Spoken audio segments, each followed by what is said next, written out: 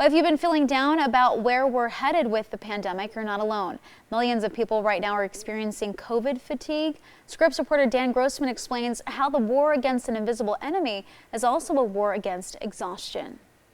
Is anyone tired? Tired of the lack of normalcy, the closed public spaces, the news that we're trending in the wrong direction with this pandemic?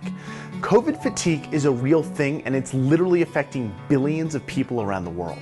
That it's a very uncomfortable experience for us as human beings to not have a plan, to not know how is this going to turn out? When is it going to end? Kay Hermanson is a clinical psychologist at UC Davis Health and compares it to climbing a mountain.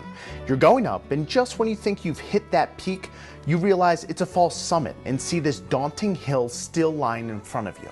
That sinking feeling knowing you've done so much but still have so much farther to go, Hermanson says this second spike in numbers can feel like that. We're actually hoping for the absence of something. Not getting sick isn't quite as reinforcing as something that happens where we're like, oh, okay, I know I did this behavior and it resulted in this good outcome. It's internal, where you just kind of feel like you have those sandbags on your shoulders and you can't take another step. Bob Champy is a licensed clinical social worker and says the feeling is something a lot of us are familiar with: burnout. The same kind you might feel at work or at home when you're a bit overwhelmed. What makes it worse is a lot of the things we do to alleviate that stress we don't have access to. So it begs the question, what can we do? The things that we need to do are to be aware of our thinking, to say, I'll control what I can control.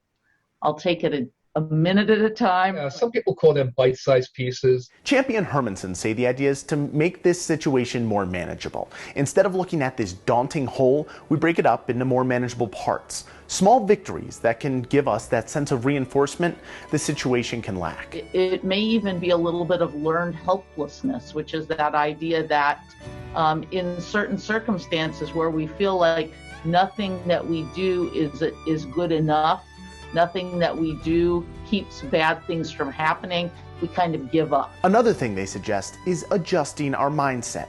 Hermanson says the simple knowledge that millions of other people are feeling exactly like us can be enough to help push us through. In Denver, I'm Dan Grossman reporting.